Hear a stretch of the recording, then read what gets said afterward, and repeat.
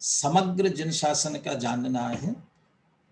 और अब ये 16वीं गाथा जो आ रही है वह चूंकि जो पස්සदी अप्पाणम, 15वीं गाथा भी कहती है, 14वीं गाथा 15वीं गाथा, दोनों जो पස්සदी अप्पाणम, आत्मा को जानते हैं। आत्मा को किस तरह से, पස්සदी माने अकेला जानते ही नहीं, वास्तव में जानना, देखना और लीन होना, इसलिए दर्शन ज्ञान चारित्र तीनों उसमें शामिल हुए। और वही आत्मा की साधना है, आराधना है। तो इसीलिए उस गाथा की उत्थानिका के रूप में इस कलश में एक तो पिछले विषय को जोड़ते हुए एष ज्ञान घनो नित्यम आत्मा, यह ज्ञान का घनपिंड आत्मा, ये कह करके, एष कह करके, या तो प्रारंभ से लगा जाए तो 6वीं 7वीं गाथा से लगा लें, या अभी क्रम से लगाना है तो शुद्ध नय के विषयभूत आत्मा की बात की जाए तो यह आत्मा, और इस आत्मा की ही उपासना करनी चाहिए। किसके लिए? कि सिद्धिम अभीप्सु भी, सिद्धि की यदि अभीप्सा है, ईप्सा है, इच्छा है, अभिलाषा है, तो किस तरह से की साध्य और साधक भाव से, दो प्रकार से, भले ही साधना दो प्रकार की हो लेकिन उपासना दो तरह की हो, उपास्य वह एक आत्मा ही है। अब उस आत्मा की उपासना कैसे होती है, ये 16वीं गाथा में दर्शन ज्ञान चारित्र के माध्यम से बात आएगी, और फिर वह उसका विस्तार फिर 17वीं 18वीं गाथा में जाएगा। दर्शन ज्ञान चारित्र से कैसे उपासना की जाए, वो 17वीं 18वीं गाथा में दृष्टांत सहित इसकी चर्चा करेंगे। 3 बातें यहाँ अभी अपने को चर्चा करनी है।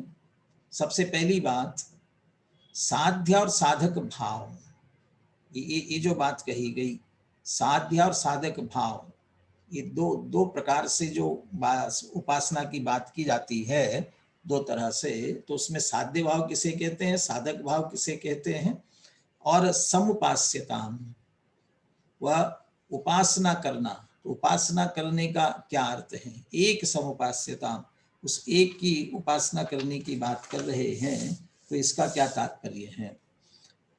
साध्य भाव और साधक भाव क्या होता है, ये बनारस दास जी के छंद में भी स्पष्ट हो रहा है, और वो छंद भी अपने को देखना ही है, इसलिए चर्चा अपन वहीं से प्रारंभ करते हैं। अनुशीलन पेज नंबर 206, इसको स्क्रीन पर ले लीजिए और इस बनारस दास जी के भावानुवाद का पाठ भी करवाइए।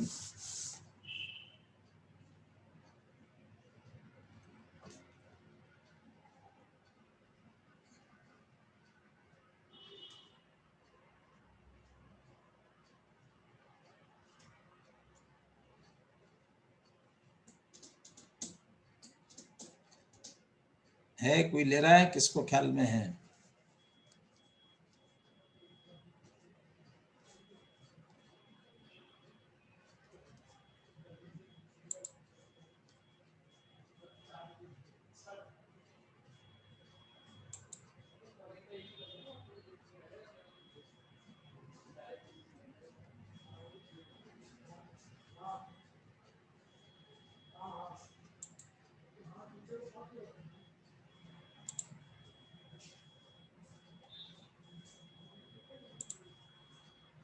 अरे किसी के पास है कि नहीं?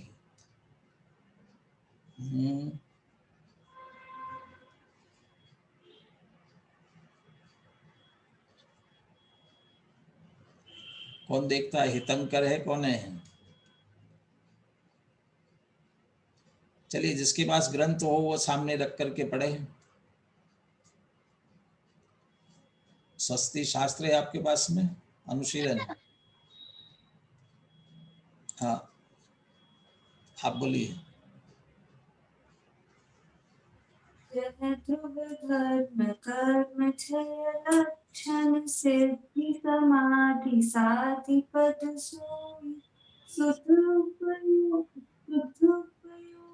जोग महिमंडित साधक ताहि कहे सब कोई, यों पर तच्छ परोक्ष रूप सो साधक साधि अवस्था दोई, दुहु को एक ज्ञान संचय करी, सेवे शिव वंशक थिर होई।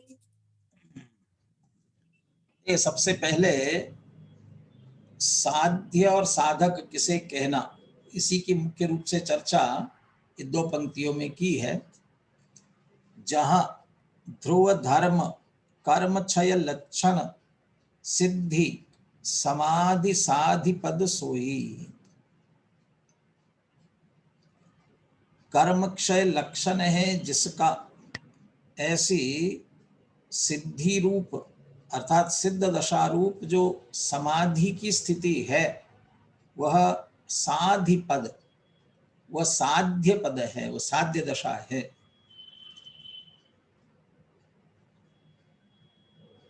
अभी और अगला 206 पेज पर है, पेज नंबर 206। जो कर्म का क्षय होता है वो कैसे होता है? ध्रुव धर्म,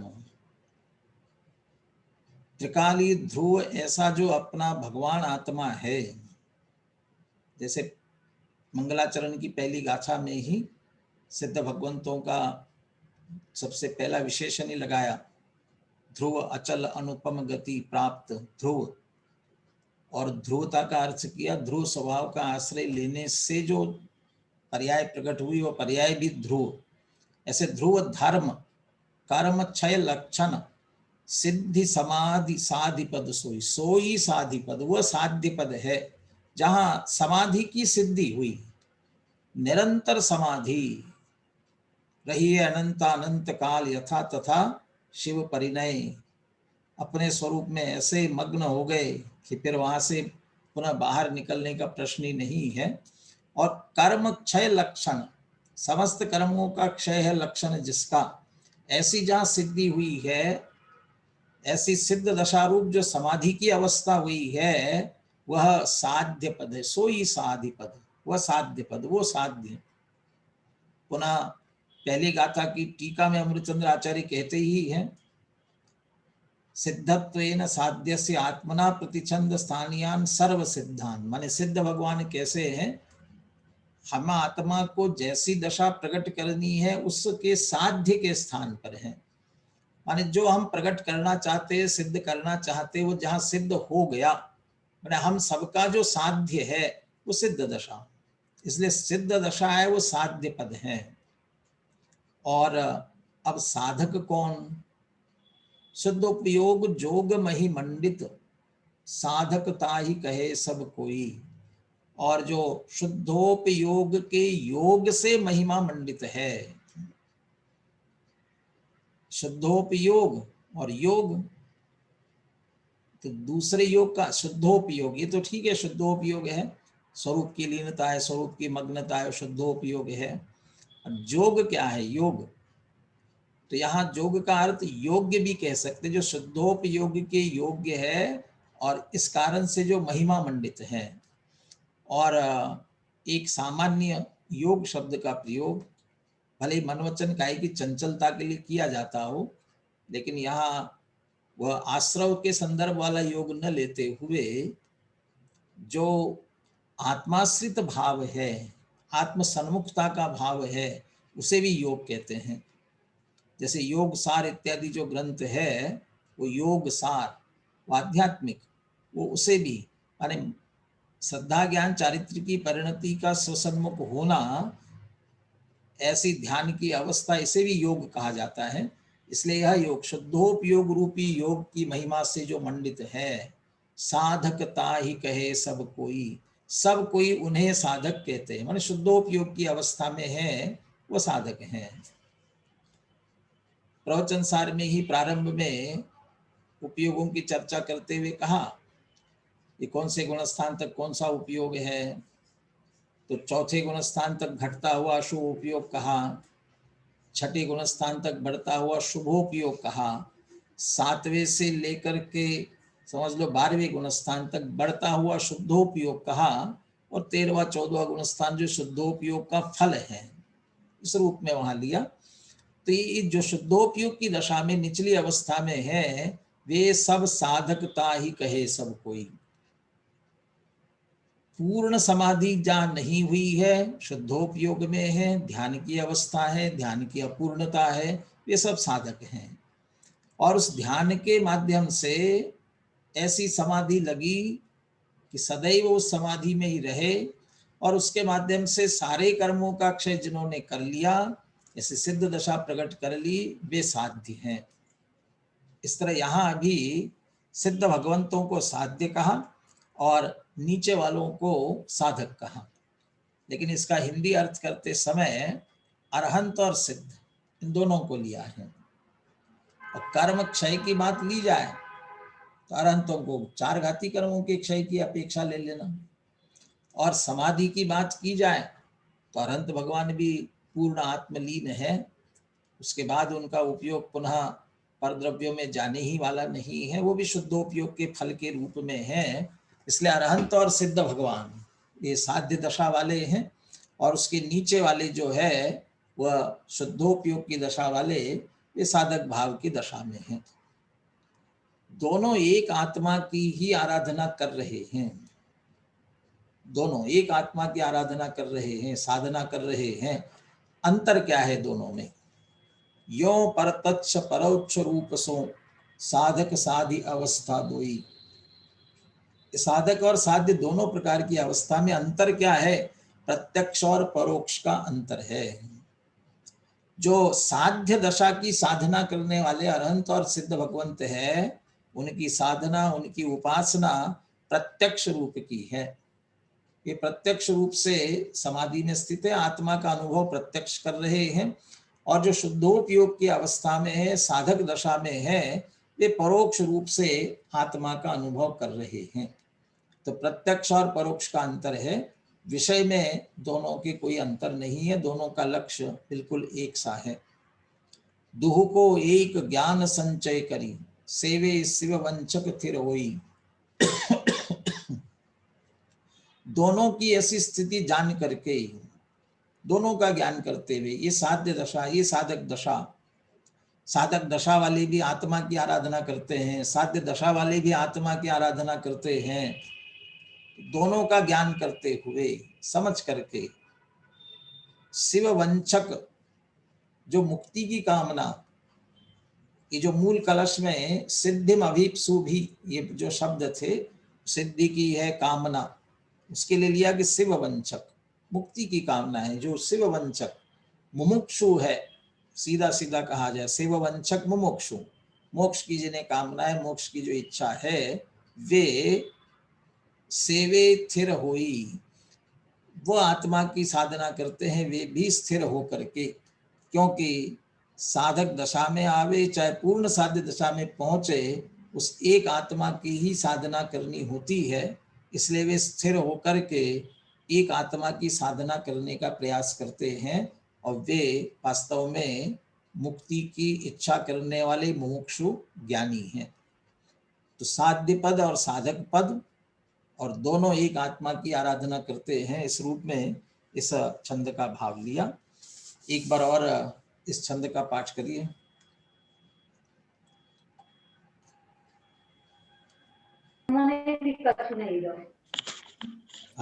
जय जय ध्रुव धर्म कर्म छे लक्षण, सीधि समाधि साधि पद सोई। शुद्ध उपयोग जोग मही मंडित, साधक ताई कहे सब कोई। यो परतक्ष परोक्ष रूप सो, साधक साधि अवस्था दोई। दो को एक ज्ञान संचय कर, सेवे शिव वंचक थिर हो। देखिए यहाँ मुख्यतः सिद्धि समाधि साधि पद सोई, कर्म क्षय लक्षण ऐसा कह करके सिद्ध भगवान ही लिया। लेकिन आदरणीय दादाजी ने अर्थ करते समय अरहंत को भी शामिल किया। क्यों शामिल किया, ये उसके अगले पैराग्राफ में स्पष्ट किया। इसे थोड़ा ऊपर कीजिए। यद्यपि एक अपेक्षा से सिद्ध दशा साध्य भाव है और उसके नीचे की स्थिति साधक भाव है, तथापि यहाँ बनारसी दास जी अरहंत अवस्था को भी साध्य भाव में ही शामिल कर रहे हैं, क्योंकि वे साधक भाव को परोक्ष बता रहे हैं, साध्य भाव को प्रत्यक्ष। अरहंत दशा ज्ञान की प्रत्यक्ष दशा ही है, अतः वह साध्य भाव हुई। ये यहाँ साध्य भाव में अरहंत दशा भी समझ लेना चाहिए। अरहंत और सिद्ध दशा साध्य है और नीचे सभी उसकी साधना करने वाले साधक हैं। अभी दूसरी विवक्षाओं से भी साध्य और साधक की चर्चा भी लेने वाले हैं। जैसे 2 प्रकरण पीछे आए हैं, अभी जो दूसरी गाथा छात्र प्रवचन में चल रही है, इसमें भी अभी स्वसमय पर समय के विभाजन की बात हो रही थी। एक 12वीं गाथा में परम भाव और अपरम भाव की चर्चा आई थी। कौन परम भाव में स्थित है, कौन अपरम भाव में स्थित है। वो उस वहां जिस तरह से विवक्षाएं ली गई, ऐसे यहाँ भी साध्य और साधक की विवक्षा ली जा सकती है। साध्य और साधक में साध्य क्या है, उसके अनुसार साध्य और साधक का विभाजन होगा। अनादि मिथ्या दृष्टि है और उसे है तो मुक्ति की कामना, परिपूर्ण मोक्ष, परिपूर्ण सुख की कामना, इसलिए मुक्ति की प्राप्ति होवे ऐसी भावना है। लेकिन शुरुआत कहाँ से करना पड़ेगी, सबसे पहले क्या करना, तो सबसे पहले क्या करना इसमें यदि आते हैं तो तत्रादौ सम्यक्त्वं समुपाश्रयणीयम अखिल यत्नेन, सबसे पहले मोक्ष महल की प्रथम सीढ़ी ये प्रकट करना पड़ेगी। तो हम ये मानकर चले कि भाई सम्यक दर्शन प्रकट करना हमारे जीवन का लक्ष्य, ध्येय, साध्य होना चाहिए। अब यदि सम्यक दर्शन प्रकट करना साध्य है तो सम्यक दृष्टि, सम्यक दर्शन हुआ साध्य, तो साधक कौन, जो सम्यक दर्शन प्रकट करने के लिए साधना कर रहे हैं वे सब साधक, माने सम्यक सन्मुख मिथ्या दृष्टि जो स्वाध्याय आदि में लगे हैं, उसके प्रयास में लगे हैं, वे साधक। और उनके लिए फिर ऊपर की सारी दशाएं उनके लिए साध्य है, ऊपर की सारी दशाओं प्रकट करना चाहते, इसलिए साध्य और ये नीचे साधक।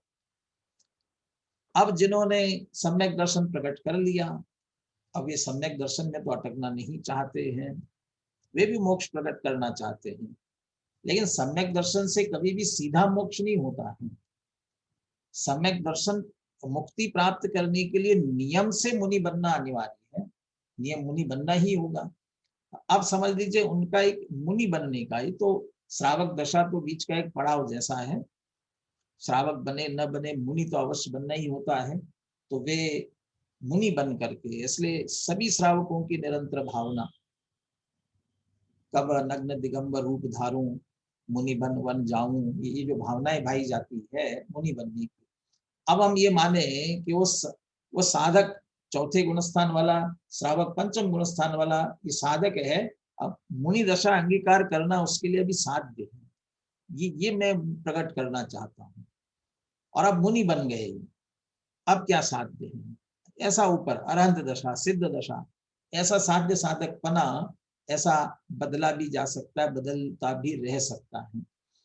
लेकिन यहाँ साध्य और साधक भाव की उपासना की बात कर रहे हैं। साध्य साधक भावेन द्विधा एक समुपास्यता, तो साध्य भाव से और साधक भाव से और एक समुपास्यता, एक की उपासना की जाए। तो साध्य भाव की कैसी उपासना और साधक भाव की कैसी उपासना, इसलिए कहा कि जो पूर्णता को प्राप्त होकर उपासना कर रहे हैं, क्योंकि जो प्राप्त करना है, जिन्होंने वो प्राप्त कर लिया वो साध्य भाव की उपासना, और जो प्राप्त करना है उसके मार्ग पर लगे हुए हैं, लेकिन उसका मार्ग भी वही है। भेद विज्ञान सिद्धा सिद्धा ये किल केचना, अस्सेव भाव बद्धा बद्धा ये किल केचना, ये मार्ग माने सम्यक दर्शन से लेकर के मोक्ष तक का मार्ग भेद विज्ञान का है। इसलिए जो भेद विज्ञान में लगे हुए हैं वे सब नीचे के साधक, और वे भी एक आत्मा की ही निश्चित रूप से उपासना कर रहे हैं। इसलिए 2 तरह की उपासना होने पर भी उपास्य तो एक वह भगवान आत्मा ही है। उपासना का अर्थ क्या, उपासना से तात्पर्य क्या, तो उपासना का सीधा सीधा अर्थ लिया, बहुत अच्छा ये लिखा हुआ है। यहाँ आत्मा की उपासना करने का तात्पर्य निज आत्मा की पूजा भक्ति करने से नहीं है, कभी कभी अति हो जाती है। सुना था मैंने, पढ़ा नहीं है, देखा नहीं है, लेकिन आत्मदेव की पूजन भी लिखी गई, आत्मदेव की पूजन। लेकिन आत्मदेव की पूजन, ये आत्मदेव नित्यम कर्म कलंक पंक विकलो देव स्वयं शाश्वतः, जिसे कहा गया है, या नियम सार जिसे कारण परमात्मा कहता है, कारण समय सार कहता है। पहले कलश में नमः समय सार आए, शुद्धात्मने नमः। जिस शुद्धात्मा की बात की जाती है उसकी कभी भी अष्ट द्रव्य से पूजा होती ही नहीं है। इसलिए वो जो देवशास्त्र गुरु आदि की जिस तरीके से अष्ट द्रव्य से पूजा की जाती है, ऐसे आत्मदेव की पूजा नहीं होती है। तो आत्मदेव की पूजा की विधि अलग है। इसके संदर्भ में दादा हमेशा ये कहते हैं, सबकी पूजा की पद्धति अलग अलग होती है। हर एक की, लोक में सूरज की पूजा की जाती है तो आरती उतार करके की जाती है, गंगा की पूजा की जाती तो गंगा से ही पानी लेकर के उसी में समर्पित किया जाता है। ऐसे हर एक की पूजा की विधि अलग अलग होती है। ऐसे आत्मा की पूजा की विधि क्या है, ये आत्मा की पूजा की विधि बता रहे हैं। आत्मा की वो भक्ति करने से नहीं, स्तुति वंदना करने से भी, नमस्कार आदि करने से भी नहीं, अपितु उसे सही रूप में जानने से है, पहचानने से है, उसका अनुभव करने से है, उसी में समा जाने से है, उसी का नित्य ध्यान करने से है, ध्यान रखने से है, उसको ही सर्वस्व मानने से है, उसी में पूर्ण समर्पित हो जाने से है। यही निज भगवान आत्मा की उपासना की विधि है, आराधना की विधि है, साधना की विधि है। और यदि इन सब को आप संक्षेप में कहना चाहेंगे तो ये सभी श्रद्धा ज्ञान चारित्र की परिणतियां हैं, दर्शन ज्ञान चारित्र की परिणतियां हैं। इसलिए अगली गाथा में दर्शन ज्ञान चारित्र के सेवन की बात आने वाली है। तो यही अपनी आत्मा को जानना, पहचानना और उसमें लीन होना। ये पहले कलश में भी लिया, नमः समय सार आए, समय सार को, शुद्ध आत्मा को। शुद्ध आत्मा को नमस्कार कैसे होता है, वो शुद्ध आत्मा में नमना, झुकना, अर्थात अपने उपयोग को अपने शुद्ध आत्मा के सन्मुख करना, उसी में नमाना, उसी में रमाना, उसी में लगाना, यही उसी के लिए नमस्कार है और यही इसकी उपासना है और यही इसकी साधना की विधि है। और ये जो साध्य भाव और साधक भाव की उपासना है। चलिए अगला पैराग्राफ लीजिए, इसके आगे ही। निज भगवान आत्मा की उपासना दो प्रकार से होती है, साध्य भाव से और साधक भाव से। चौथे गुणस्थान से लेकर 14वें गुणस्थान तक साधक दशा है और सिद्ध अवस्था साध्य दशा है। चूंकि सिद्ध भगवंतों को ही साध्य कहते हैं तो 14वें तक के सभी साधक ही कहलाएंगे और वो सिद्ध अवस्था ही साध्य कहलाएंगे। अथवा चौथे गुणस्थान से 12वें गुणस्थान तक साधक दशा है, अरहंत और सिद्ध दशा साध्य दशा है। क्योंकि यहाँ प्रत्यक्ष और परोक्ष का भेद किया था, चूंकि अरहंत भगवान की साधना भी प्रत्यक्ष ज्ञान की है, प्रत्यक्ष अनुभव की है, इसलिए वे भी साध्य दशा में शामिल हुए। अनंत सुख यदि साध्य है, परिपूर्ण सुख यदि साध्य है, दुख का पूर्ण अभाव, आकुलता का पूर्ण अभाव, तो अनंत भगवान में अनंत चतुष्टय संपन्न है, इसलिए वहां भी हम साध्य कह सकते हैं, इसलिए उनको भी साध्य दशा में लिया। अब ध्यान देना, पर्याय में पूर्णता की प्राप्ति हो जाना साध्य दशा है और आत्मोपलब्धि होकर पूर्णता की ओर अग्रसर होना साधक दशा। पर्याय में पूर्णता साध्य दशा और पूर्णता के लक्ष्य से की गई शुरुआत जिसमें आत्मोपलब्धि शामिल है और धीरे धीरे पूर्णता की ओर बढ़ रहे हैं, वो सब साधक दशा। अथवा इसी बात को दूसरी भाषा में, पूर्णता की प्राप्ति हुई और उसकी ओर अग्रसर है, इसी को दूसरी भाषा में आत्मा में उपयोग का केंद्रित होना, फिर बाहर आ जाना, फिर अंदर जाना, फिर बाहर आ जाना, इस प्रकार बार बार अंदर जाना और बाहर आना, ये जो स्थिति चल रही है ये कहलाएगी साधक दशा, अर्थात ये शुद्धोपयोग की दशा है और शुद्धोपयोग में अनंत काल तक के लिए समा जाना ये साध्य दशा। तो मुनिराज छठे सातवें गुण स्थान में झूलने वाले, उनकी स्थिति हम जानते हैं। हर अंतर मूर्त में शुद्धोपयोग में अंतर में लीन होते हैं, अंतर्मुख होकर क्षण क्षण में सिद्धों से बातें करते हैं। सिद्धों से बातें करते का अर्थ सिद्ध सदृश शुद्धात्मा अंदर में लीन है, उसमें लीन होते हैं, लेकिन अंतर्मूर्त से अधिक टिकते नहीं है, तो पुनः उपयोग बाहर आता है। ये जो उपयोग का पुनः पुनः बाहर आना, फिर स्वसन्मुख होना, ये जो स्थिति चल रही है, ये साधक दशा की स्थिति है। अभी ये तो हमने मुनि की अपेक्षा से कही। मुनिराज के तो हर अंतर मुहूर्त में अंदर बाहर उपयोग होता रहता है, लेकिन पांचवें गुण स्थान वाले का उपयोग अंदर में कम रहता है, बाहर अधिक रहता है, और उससे अधिक चौथे गुण स्थान वाले का, लेकिन थोड़ी देर के लिए सही, फ्रीक्वेंसी कम हो, आने के बाद उसकी कंटिन्यूटी कम हो, लेकिन उपयोग अंदर आता है, फिर बाहर चला जाता है। श्रद्धा की अपेक्षा से स्वसन्मुखता बनी रहती है, चारित्र की अपेक्षा से उपयोग बाहर चला जाता है। ये जहां तक चल रही है, ये साधक दशा है। और ऐसा होते होते जहां ऐसा उपयोग स्थिर होता है कि अब पुनः उपयोग बाहर निकलता ही नहीं है, अर्थात अरहंत या सिद्ध दशा प्रकट हो जाती है, तो वह साध्य भाव की साधना कही जाती है, वो साध्य भाव कहा जाता है। अरहंत और सिद्ध भगवान में क्या अंतर है? बहुत अच्छा अंतर लिया।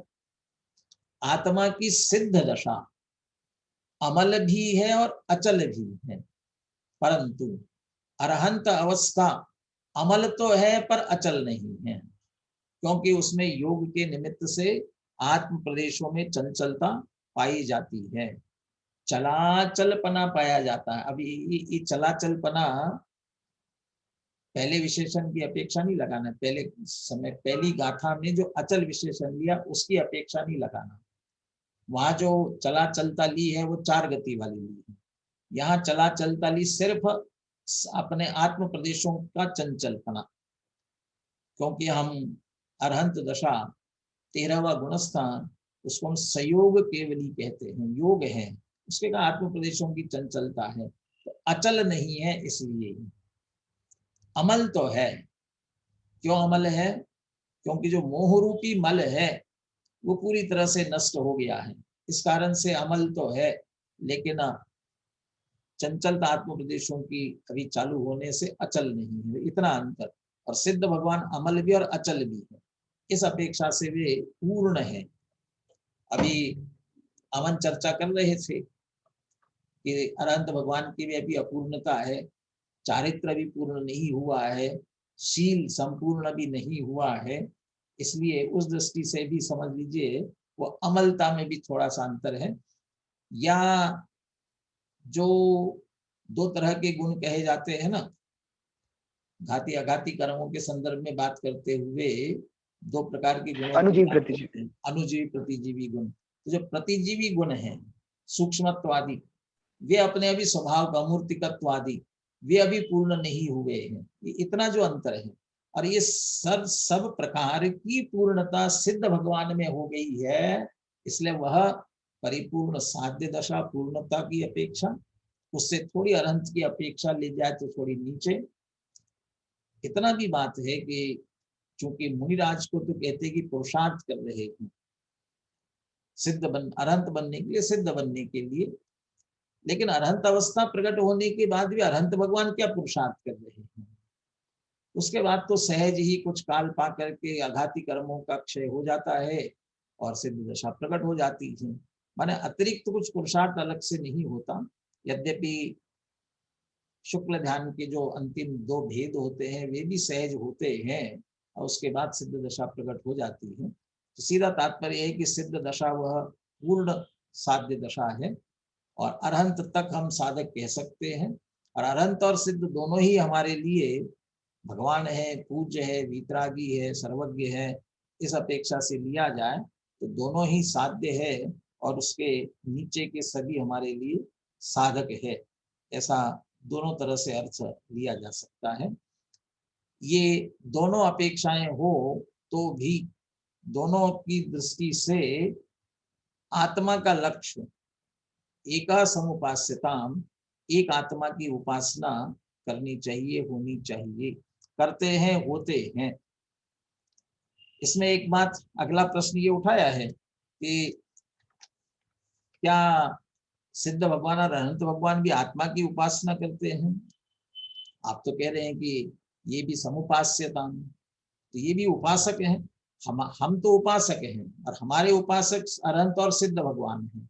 और आप तो यहाँ कह रहे हैं कि अनंत और सिद्ध भगवान भी उपासक और आत्मा की उपासना करते हैं। तो क्या वे भी उपासक है? कि हाँ, ये भी उपासक, लेकिन किसकी उपासना कर रहे हैं? और उपासना का अर्थ क्या? जैसा अभी अपन ने अर्थ पढ़ा, आत्मा की उपासना का अर्थ पूजा भक्ति नहीं है, आत्मा में लीन होना ही है। वंदित्व सर्व सिद्धे, इसकी व्याख्या करते समय जैसे आचार्य ने लिखा, परम शुद्ध निश्चय नहीं की अपेक्षा साध्य साधक भाव दो के बीच में घटित नहीं होता है। इसलिए आराध्य आराधक ये भेद नहीं होता है, उसमें स्वयं ही आराध्य है और स्वयं ही आराधक है। और स्वयं ही आराध्य, स्वयं ही आराधक का अर्थ क्या होगा? स्वयं को जानो, स्वयं को पहचानो, स्वयं में लीन हो जाओ। तो सिद्ध भगवान भी क्या कर रहे हैं? सिद्ध भगवान भी अपने ही स्वरूप को जान रहे, पहचान रहे, उसमें लीन है, इसलिए वे अपनी आत्मा की उपासना कर रहे हैं। अष्टपाहुड़ की गाथा, जैसे दो गाथाएं तो यहाँ उद्धृत की है आपने कुंद कुंद शतक में। अरंत सिद्धाचार्य पाठक साधु है परमेष्टिपन, सब आत्मा की अवस्था आत्मा ही है शरण, सम्यक सुदर्शन ज्ञान तक संभाव सम्यक आचरण, सब आत्मा की अवस्था आत्मा ही है शरण। ये जो लीना, इसी के आसपास मिलती जुलती गाथा और है। वहां लिखा, हम जिन्हें नमन करते हैं वे भी जिन्हें नमन करते हैं, हम जिनकी स्तुति करते हैं उनके द्वारा भी जो स्तुति योग्य है, हम जिनकी वंदना करते हैं वे भी जिसकी वंदना करते हैं, ऐसा कोई इस देह में है उसको जानो। इसका अर्थ क्या? हम जिनकी वंदना कर रहे हैं, अनंत भगवान की, सिद्ध भगवान की, पंच परमेष्टि की स्तुति योग्य ऐसे तीर्थंकर आदि हुए हैं, पूज्य हुए हैं, पूजा करते हैं, कहते ये भी जहां नमते हैं, जहां झुकते हैं, जहां लीन होते हैं, तो कि वो शुद्धात्मा, तो कहते वो हमारे देह देवल में भी विराजमान है, उसका लक्ष्य करो। इसका अर्थ वे भी अपनी आत्मा का लक्ष्य कर रहे, अपनी आत्मा में लीन है। जब वे अपनी आत्मा में लीन है, जैसे टोडरमल जी लिखते सिद्ध भगवंतों के लिए, वे पुनः संसार में लौट कर नहीं आते हैं, ये श्रद्धान का बल जानिए, ये श्रद्धान का बल है। यानी इसका अर्थ उनकी श्रद्धा अटल है, वे अपने स्वरूप में मग्न है, अपने स्वरूप में लीन है। उसी तरह जब वे पूर्ण होकर के अपने में लीन है, तो हम तो अभी अपनी शुरुआत है, तो उस आत्मा का लक्ष्य, उस आत्मा का आश्रय क्यों नहीं करना चाहिए? और इसी संदर्भ में यहाँ ये दिया है कि हम दूसरे की उपासना क्यों करें? दूसरे की उपासना करने की आवश्यकता है क्यों? क्योंकि सब कुछ अपने अंदर है। सर्वार्थ सिद्धात्मतया विदत्ते ज्ञानी के मन्य से परिग्रहे न, सर्व अर्थ सर्व प्रयोजन जिसके सिद्ध हो सके, ऐसा सब कुछ हमारे पास में है। इसलिए बाहर कहाँ दूसरे के लिए देखने की आवश्यकता है। इसलिए गुरुदेव को जो एक भजन प्रिय था, उस भजन का अंश इसमें दिया हुआ है। हमारा स्वरूप अपने में परिपूर्ण है, हमें किसी चीज के लिए दूसरे की तरफ देखने की अंश मात्र भी आवश्यकता नहीं है। स्वयं भूति निर्दिष्टो, ये स्वयंभू है अपने आप में। और जो स्वयंभू की गाथा आती है ना, उसके अंत में लिखा, भिन्न षटकारकों की चर्चा की और अंत में लिखा, जब सब कुछ अपने पास में है तो तुम निमित्तों की खोज में व्यग्र क्यों होते हो? क्या आवश्यकता है? जिसे जानना है, जिसके द्वारा जानना है, ये दोनों ही अपने पास में है। तो इसलिए वो जो एक 6 महीना कहना मेरो मानु रही, वो जो बात आई है पश्च सन्मास में कम, उसके अनुशीलन में दादा ने लिखा ना, यह सबसे सरल आत्मा का अनुभव है। एक कप चाय बनाने से भी सरल लिखा। क्यों? क्योंकि जिसे जानना और विषय और विषय दोनों अपन एक ही है, बस उनका संबंध बिठाने की जरूरत है, इसलिए सबसे सरल है। तो अपने में ही सब बातें होने से कहीं किसी प्रकार की अपूर्णता नहीं है। ये छंद ले लीजिए 209 पेज पर पद्य, और किसी को लय या इसकी थोड़ी हो, ऐसे ही पद्य में गा करके बोले इसको।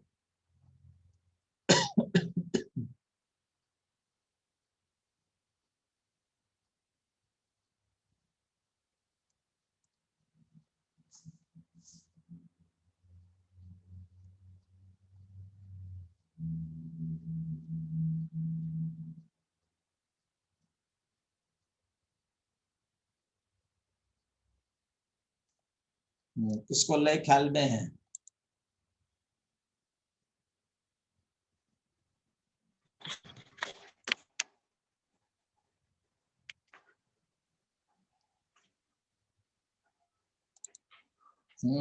बुलवाइए किसी से, कौन बोल रहे हैं?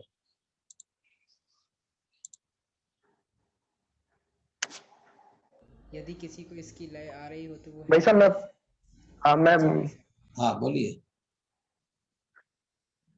हे प्रभु तू सब बातें पूरा, हे प्रभु तू सब बातें पूरा, पर की आस करे क्यों मूरख, पर की आस करे क्यों मूरख।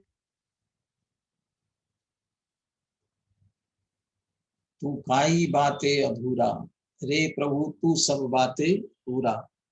अभी अमन जी ने जिस लय में बोला, गुरुदेव भी करीब करीब इसी लय में बोलते थे, और शायद गुजराती के जो कवि आनंद घन जी है उनके द्वारा लिखा हुआ ये पद है। ऐसे बहुत सारे आध्यात्मिक पद बीच बीच में गुरुदेव बोलते थे।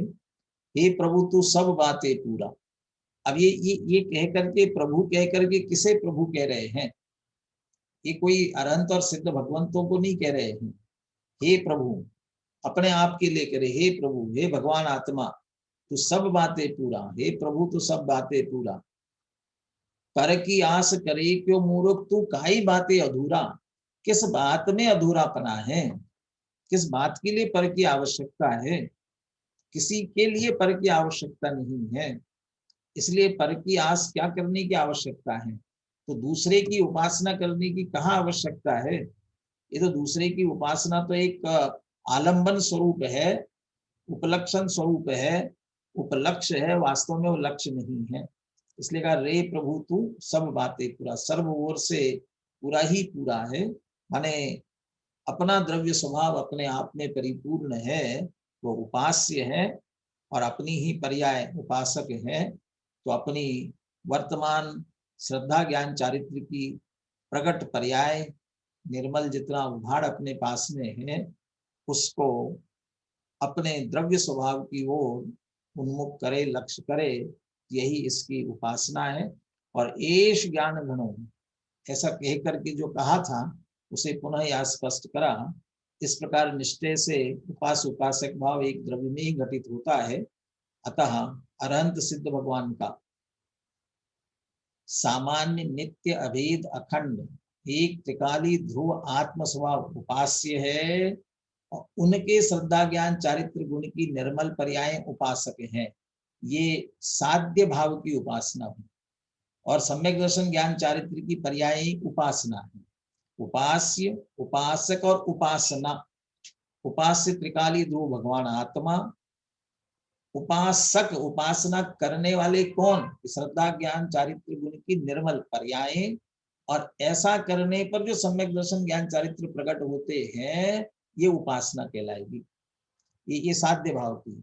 इसलिए यहाँ कहा गया है कि इस ज्ञान के घनपिंड आत्मा की नित्य उपासना करो, और आगामी गाथा में कहेंगे कि सम्यक दर्शन ज्ञान चारित्र का सेवन करो, क्योंकि तीनों निश्चय से ही आत्मा ही है।